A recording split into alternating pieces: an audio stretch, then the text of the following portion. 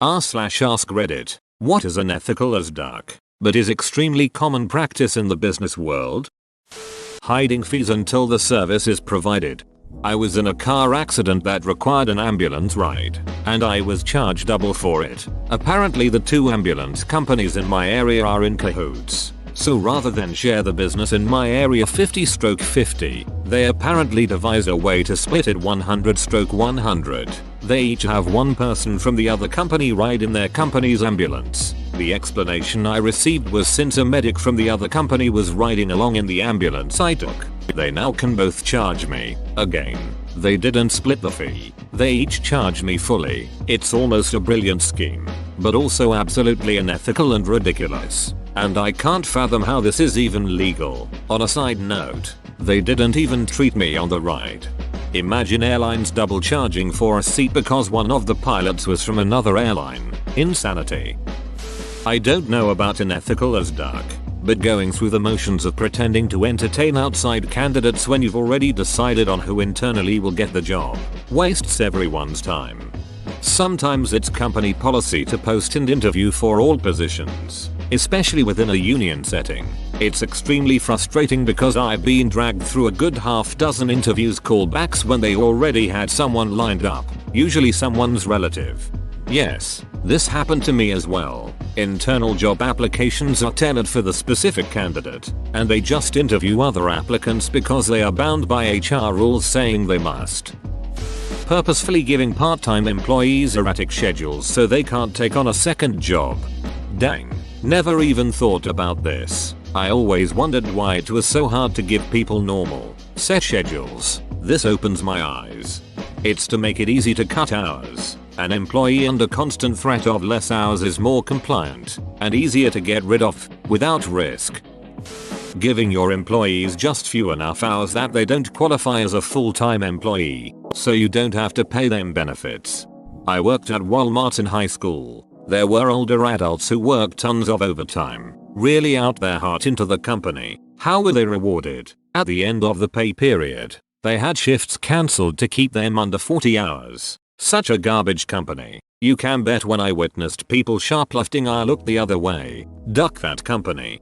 Not just cancelled shifts, written up for going more than 5 minutes over your scheduled clock out time within a pay period. If suddenly tasked with something from management 10 minutes before the end of your shift, you better complete it with enough time to spare to sprint to the time clock to get out on time.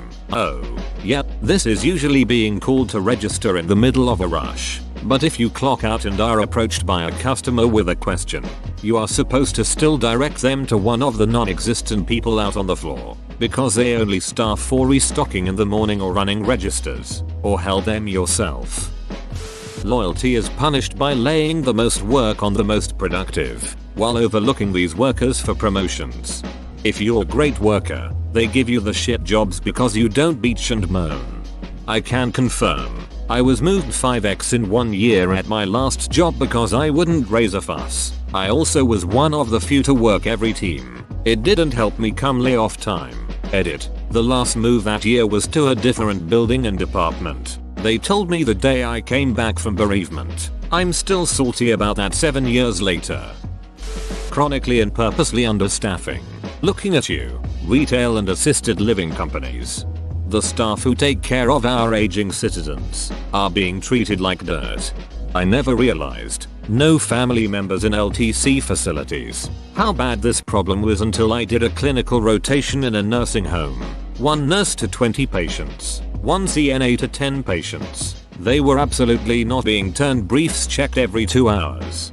Barely getting full bed baths daily, let alone personal interaction that is vital for quality of life and well-being at that age. It breaks my goddamn heart to watch the CNAs deal with patients, yanking them around in the beds. And apparently I was at one of the better facilities in town. I will cry if I ever have to put my parents or grandparents in a home like that. ETA, I've said this in comments below, but I am absolutely not putting blame on the CNA aides. This is an incredibly complex issue of making LTC affordable, but also needing to pay staff, as well as having enough cash left over to actually treat patients. Most CNA's aides are saints. And those people are very much appreciated and respected. Burnout is very real. You are worth so much more than $10.12/hour. I love you.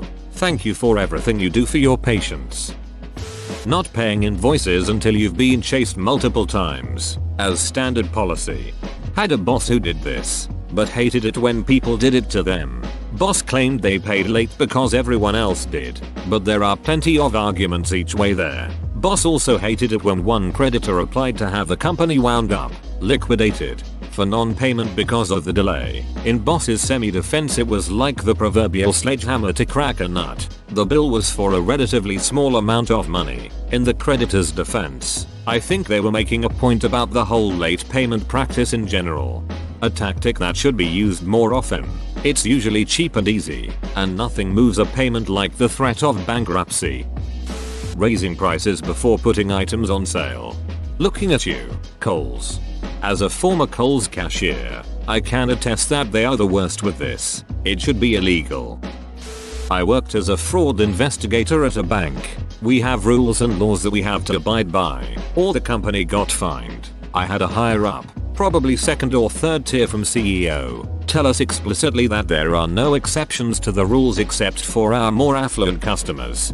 That's why I hate management. They lie. Oh, next year you guys will have the holidays off. I'm still working every holiday. You can't use your cell phones because it's a security issue. A security guard will escort anyone out that uses their phone. Same manager walks by on their cell phone an hour later. If it's not in print, it's just talk. Firing someone the moment you find out they're looking for another job. This is something I'm actually quite impressed with my current workplace. They know I'm actively looking for a job, but they're still sending me to trainings so I can use that in future employment opportunities. Sometimes employers hope that employees realize that it's not always greener on the other side. I've had employees that left because they wanted more money. Their salaries were already competitive. What they later failed to realize was that the little things they had at the office were not available at the other company. Not telling employees that the company or division has a planned date to shut down, then letting them go the day of. This happens everywhere from major mega corporations to mom and pop restaurants. There are reasons as to why. Given that there's still money to be made up until the last minute and you don't want your employees to slack off. And while obviously it's devastating to the employees who get laid off, it can also be pretty bad to the employees not getting laid off but have to be told ahead of time and can't say anything. It's also to protect stock, at least with public companies. If investors find out that a company is going bust, they will run. The stock price and value of the company plummets, and the business goes out of business even quicker. Absolutely. And not just stocks. If there's other money coming in like advertising sales or product orders, they don't want to devalue that months ahead of time. Larger companies that kill competition innovation by buying out smaller companies just to stop what the smaller company is doing, or even keep lobbying the government to create restrictions for entry. My private lab company got bought by a huge lab solely because we were the only lab 400 of miles that could do a specific set of tests. Within months of buying us, they fired half the company and we lost accreditation for the test and they were never able to regain it. Now they've turned us into a service provider and everything we do is based on how much money we can bring the company. Overworked, stressed, 50% of the building is always looking for new jobs. And I presume the market suffers, too, now that the only local provider of those tests disappeared. Favoritism. Promoting people into positions who have no business being there. Treating people bad to make them quit the job because you don't have the balls to fire them, or you are afraid that the word your company can fire someone anytime will spread and you will lose control. I think this has to do with avoiding paying benefits. I think employers can sometimes be made to pay some amount of their fired employees' unemployment benefits. There are a million different variables to consider how and when this would apply, though. In the US, unemployment benefits basically work like an insurance policy. If you fire someone, that person makes a claim and get paid. Then the employer's unemployment insurance rates go up because a claim had to be paid. So yes, companies actively avoid firing because if they force you to quit, then your claim gets denied and their rates don't go up. Firing a manager than dumping their responsibilities on a regular worker with no pay raise. More generally, not replacing workers as they exit and dumping the workload on the dwindling staff without increased pay. Unpaid internships are supposed to be on-site learning opportunities but are often just slave labor. It's actually illegal for an unpaid intern to do anything that can be considered work for the company, but it hardly gets reported because those interns won't need that slave internship to get into their career field. Unpaid overtime, more colloquially referred to as being on salary. Mrs. had a job in a mom and pop's marketing firm. They were highly overworked salaried employees. The conversation came up about hiring another designer.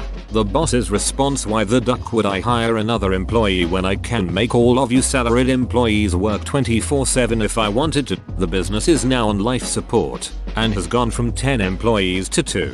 Edit. Been away for a bit. Mom and pops equals locally ran and owned business. And yes, she was an idiot and a Karen before I even knew what a Karen was. Unfortunately, she rode on the success of breaking her employees and owns a lot of property and never truly failed. She is also a very close friend of a major car dealership owner, which still uses her broken marketing company. Last I heard, I don't wish death on anyone, but for her, I wish a long torturous life worse than death itself.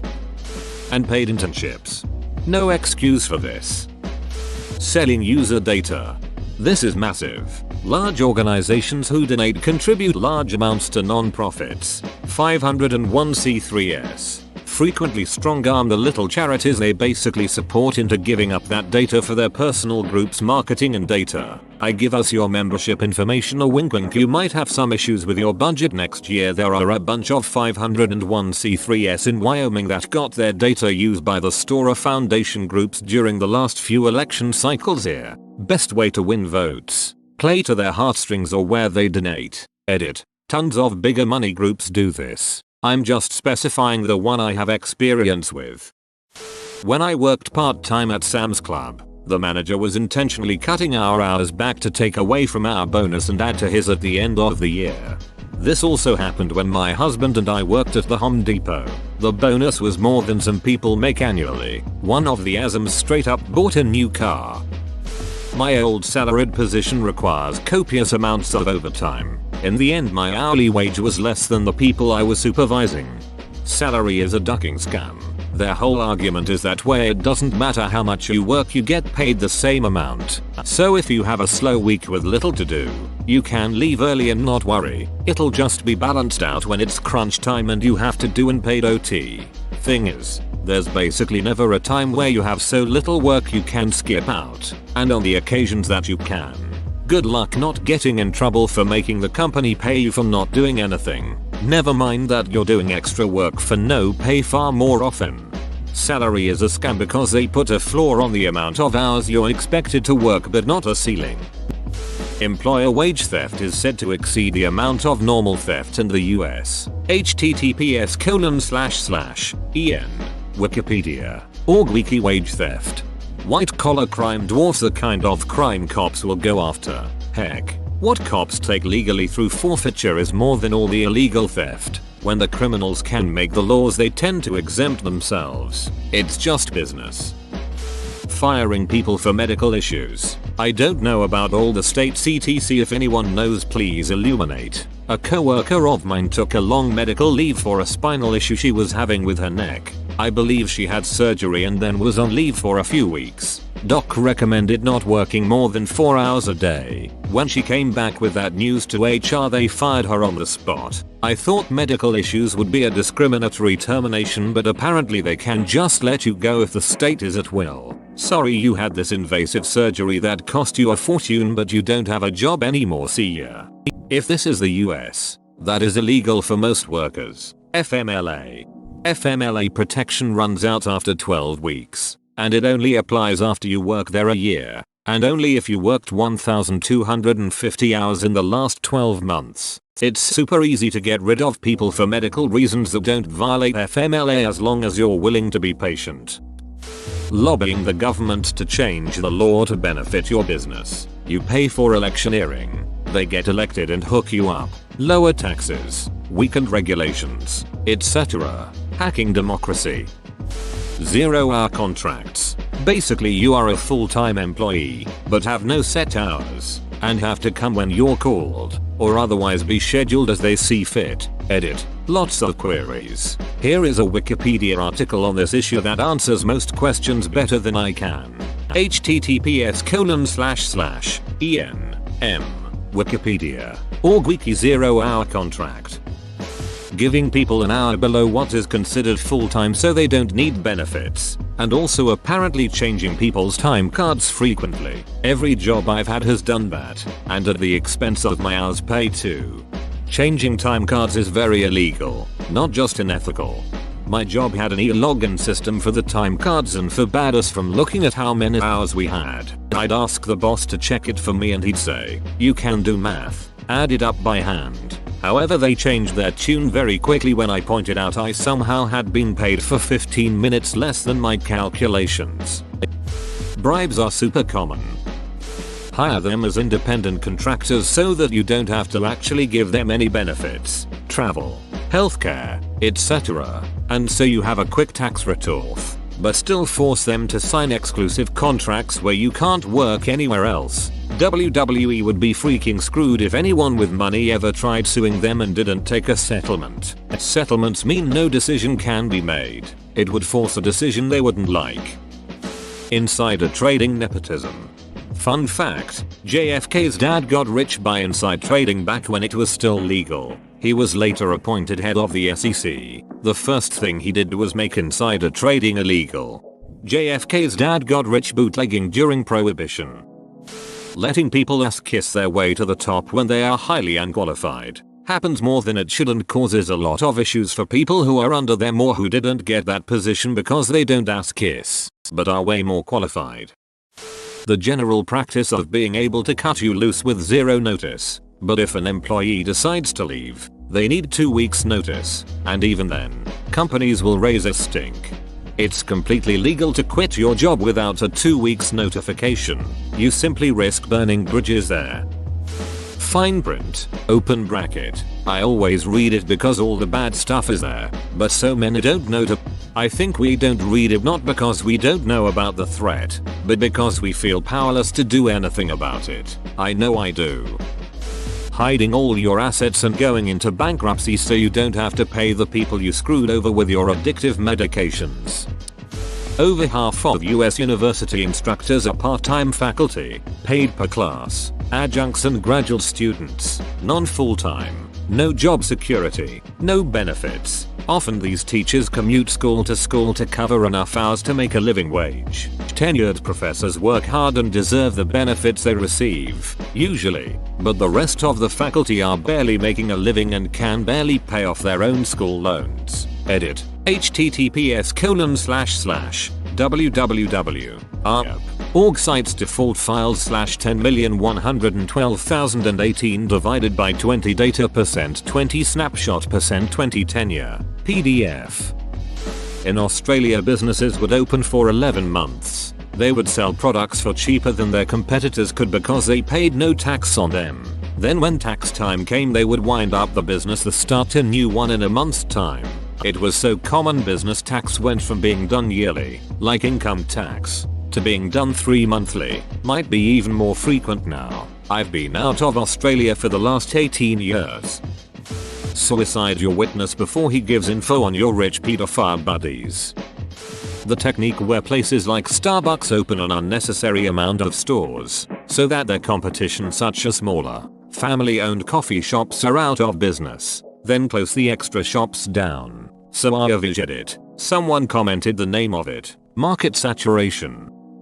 Strongly encouraging employees to not share their salaries with one another so that you can play favorites without anyone finding out. At-will employment. Firing people and lying about why you fired them. Making people sign non-competes without financial compensation attached. Firing someone because of a medical condition. Happened to me. I hope they burn for it. Categorizing your employees as salaried simply so that you don't have to pay them overtime if they are forced to stay late. But wait, you came in late? Make up those hours. Some airlines don't refund the money for the ticket even if the passenger couldn't travel because they died. Medical business. Trying to stop people from getting procedures, like a vasectomy, because you think they'll regret it. Planes overbooking their flights. You are literally selling something you don't have. Telling the government you're losing money so you appear to have losses, and then telling the bank you are making money to show you can repay a loan. Subcontracting manufacturing to countries with poor labor standards and practices. Whoa, you made it to the end? You're a ducking beast. I'll cut you a deal. Smash like and subscribe for more curated content, bruh. It's free and that's a great price.